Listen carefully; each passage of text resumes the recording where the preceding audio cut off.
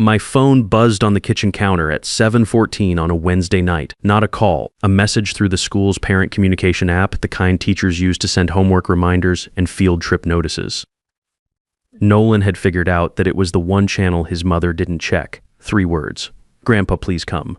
I stood there in my kitchen holding the phone for a long moment. Then I turned off the stove, grabbed my coat, and walked out to the truck. My name is Gerald Harmon. I'm 58 years old. I spent 30 years in construction, mostly commercial builds in the Pittsburgh area, until a back injury forced me into early retirement. I live alone now in a house that used to feel full. My wife Norma passed 8 months ago, pancreatic cancer, fast and cruel. She was here in April and gone by June, and the house has been quieter than I know what to do with ever since. Nolan is my grandson. He's 16 years old, and he's the kind of kid Norma always said was going to be something. Smart, careful, thinks before he opens his mouth. He used to spend summers with us when he was younger.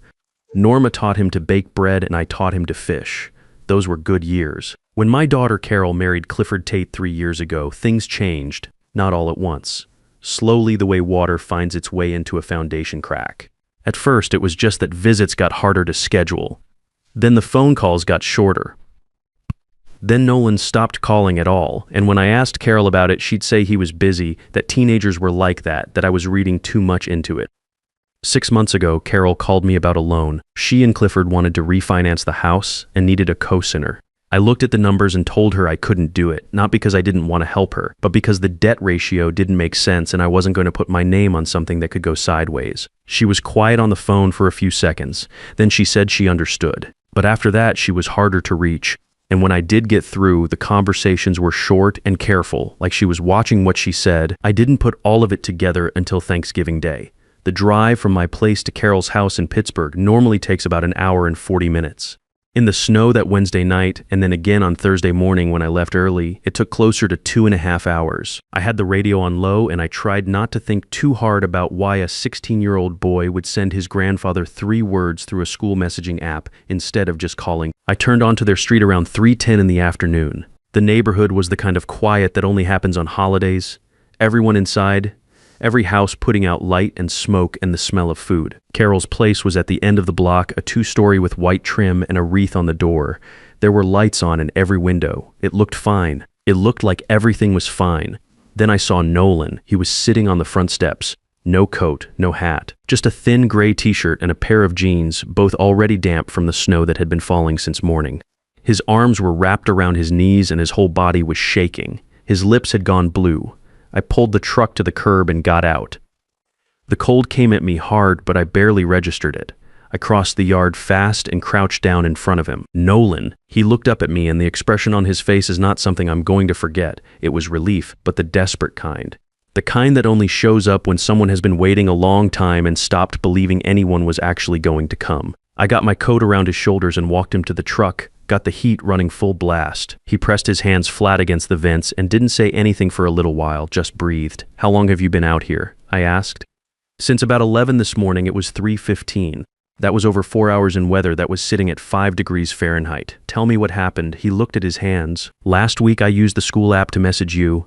I just wanted to ask about something, about whether I should try to apply early to any engineering programs." "Mom found out," he paused. "Clifford said I went behind their backs, that I was trying to go around them and undermine how they run the house. He told Mom I needed to sit outside and think about what I'd done until I was ready to apologize. I kept my hands on the steering wheel so I wouldn't do anything I'd regret right away. And your mother agreed to this." Nolan didn't answer for a second. She didn't stop it. Through the windshield I could see the warm light in the living room window. I could make out movement inside. People sitting at a table. I reached into my jacket and pulled out my phone.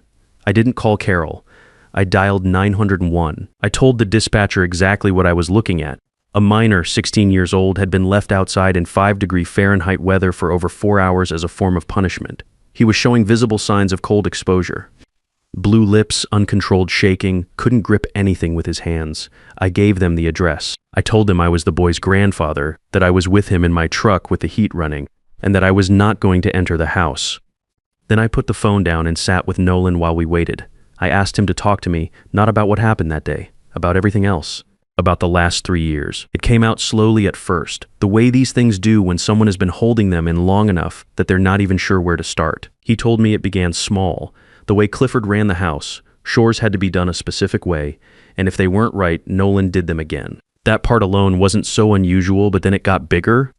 Last winter, Clifford locked him out of the house for an entire night because he forgot to shovel the driveway before dinner. Nolan slept in the garage with a moving blanket. He was 15 years old. It was February. There was a period of about 6 weeks where Clifford decided Nolan wasn't allowed to eat dinner with the family. He'd said Nolan had been disrespectful and needed to earn his way back to the table. Nolan ate cereal in his room every night for 6 weeks while the rest of them sat at the table together. There were rules about when he could use the bathroom after 9 p.m. Rules about when he was allowed to speak during meals, rules about which parts of the house he could be in and when, and every time Nolan told his mother about any of it, Carol said the same thing, that Clifford was just trying to teach him structure, that Nolan needed to learn how a real household operated, that he was being too sensitive. Did she ever push back on him, I asked. Even once? Nolan thought about it. One time, early on, maybe a year after they got married. I don't know what she said to him, but I heard them arguing at night. The next morning, Clifford was fine, like nothing happened, but Mom was quiet for about a week after that. The careful kind of quiet. He looked out the window. She never pushed back again after that. I thought about the loan conversation from 6 months ago. I thought about how Carol had sounded on the phone in the months after, careful and short, like she was measuring her words. I'd assumed she was just upset with me about the money. Now I was starting to think it was something else, that Clifford had found a way to use my refusal as a reason to pull her further in and cut one more cord. I remembered something else. The previous July, I'd taken Nolan fishing at the lake for a weekend. He'd had a bruise on his forearm, dark and long, pressed in tight like fingers. He'd said he walked into a metal shelf in the garage. I didn't push it because I didn't want to embarrass him. I told myself it was probably nothing. I pulled up the photos on my phone that I'd taken when I first reached him. The timestamp was there, 3:11 p.m. His shirt damp, his lips still carrying that blue tone even though the heat had been running for 20 minutes. I photographed the school app message too, the one with his 3 words and the date stamp from Wednesday night. Then I texted Bo Whitfield. Bo is a retired guy who lives 2 doors down from Carol's place. I'd met him at a neighborhood cookout a couple summers ago when I was visiting. Good man, sharp, the kind of neighbor who notices things. I asked him if he had seen anything unusual at Carol's house that morning. He wrote back in about 4 minutes, said he'd seen the boy sitting on the front steps when he went out to get his paper around 11:30 a.m., figured it was just a teenager thing, getting some air. But he'd noticed Nolan was still there when he walked his dog at 1 p.m., and again when he brought in his trash cans around 2:30. He said he'd almost gone over to say something. I asked him if he'd be willing to write down what he saw and when. He said yes, without hesitating. The patrol cars pulled up at 3:28, 2 officers. I met them at the curb and I was calm. I did not raise my voice. I showed them the photos, the timestamps, the message Nolan had sent me. I told them I also had a neighbor who had observed the boy outside at 11:30, at 1:02, and at 2:30. I told them this was not an isolated incident and that I had information suggesting a pattern going back 3 years. One officer looked at the photos and then looked at Nolan through the truck window. "How's he doing?" he asked. "Better than he was," I said, "but you should talk to him yourself." They approached the truck first, spoke to Nolan for a few minutes, then walked to the front door and knocked. Carol answered, looking completely composed. Clifford appeared just behind her shoulder. When Carol's eyes found me standing by the patrol car, something moved across her face. Not guilt exactly. More like the specific look of someone who has just realized the thing they thought was contained is not contained anymore. The officers went inside. I stayed with my truck and my grandson and waited. Nolan and I sat in the truck for about 25 minutes. He'd stopped shaking by then. The color had come back to his face. He drank the coffee from my thermos, both hands wrapped around it, and we didn't talk much. There wasn't much to say right then. Sometimes you just sit with someone and that's the thing they need most. At one point I heard voices rise inside the house. Clifford's mostly. I recognized the pitch of it even through the walls, the particular tone of a man who is used to being the loudest person in the room and is now finding that it isn't working.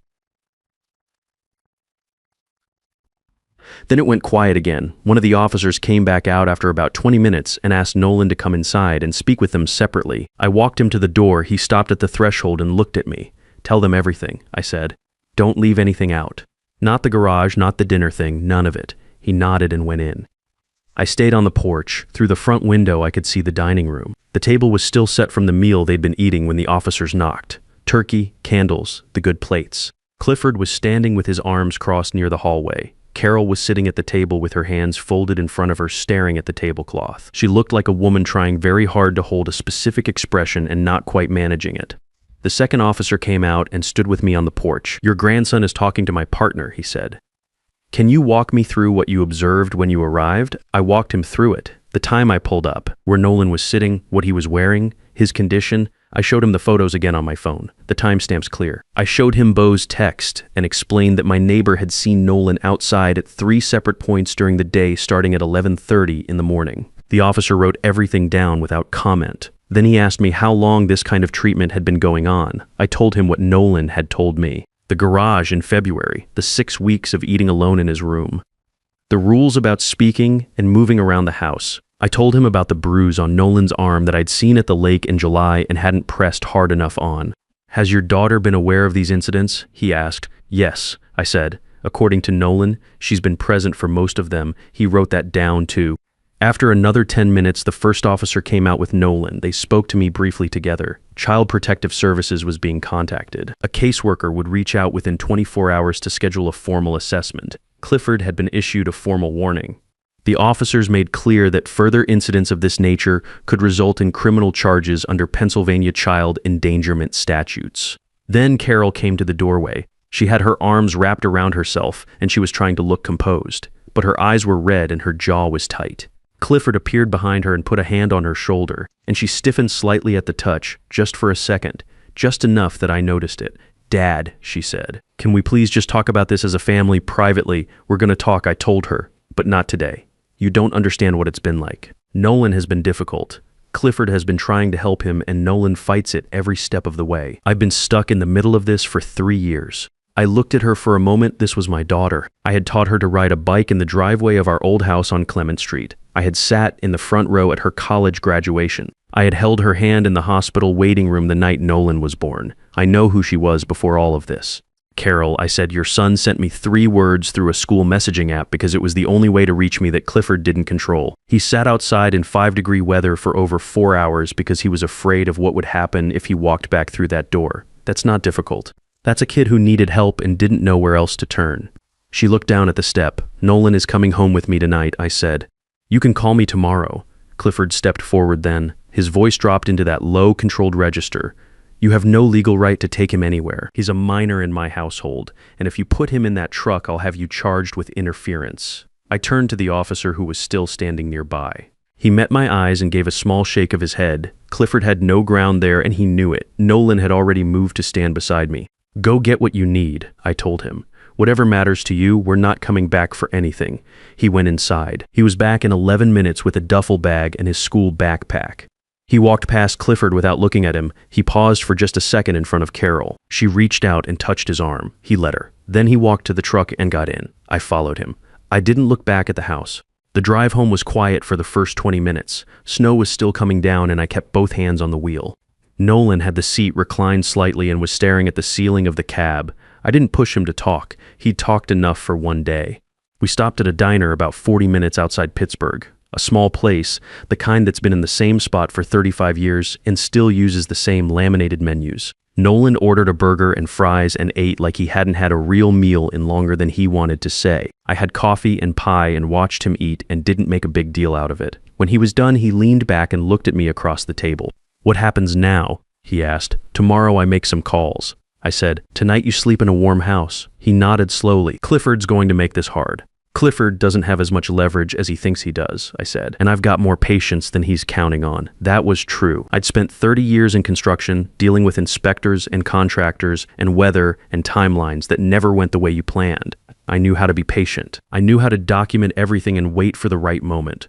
Clifford was used to running a household where he made the rules and everyone else adjusted. He wasn't prepared for someone who didn't need to win the argument in the room. We got home around 9 that night. I showed Nolan to the guest room, the same one he'd used every summer when he was a kid. Norma had kept a quilt on that bed that she'd made herself, blue and white squares, and it was still there. He ran his hand over it when he walked in and didn't say anything.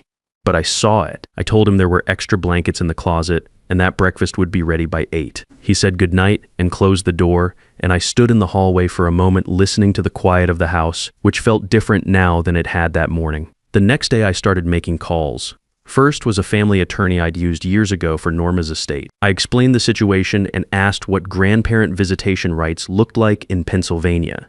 He told me that under Pennsylvania law, specifically 23 Pass, CS. Section 53205 grandparents can petition for visitation rights when the relationship with the grandchild has been intentionally interrupted and when visitation is in the child's best interest. Given that we had documented evidence of harm, a CPS case already open, and a 16-year-old who could speak for himself in front of a judge, he said we were in a strong position to file. I told him to get the paperwork started. Second call was to the CPS caseworker who had been assigned to Nolan's case.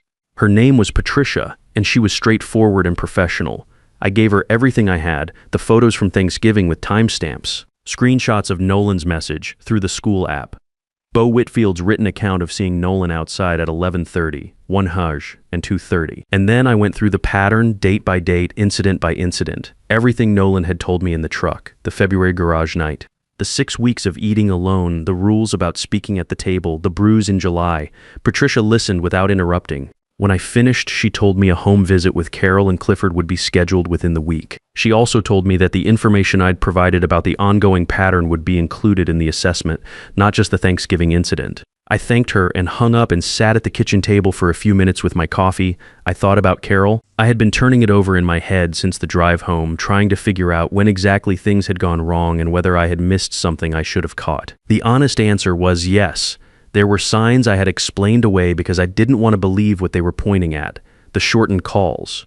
The way Nolan had gone quiet at Christmas dinner 2 years ago, barely speaking, eyes on his plate, and I had told myself he was just being a teenager. The time Carol had canceled a visit at the last minute, and I had let it go because I didn't want to push and make things worse. I had been trying to keep the peace, and the peace had cost my grandson 3 years. Norma would have seen it sooner. She had a way of looking past the surface of things that I never quite matched. She'd said something to me once about a year before she got sick, that she was worried about Nolan, that he seemed smaller every time they talked on the phone. I had told her she was reading too much into it. She hadn't argued with me, but she hadn't agreed either. She just looked at me with that expression she had, the patient one, the one that meant she was going to let me figure it out on my own. I figured it out, later than I should have.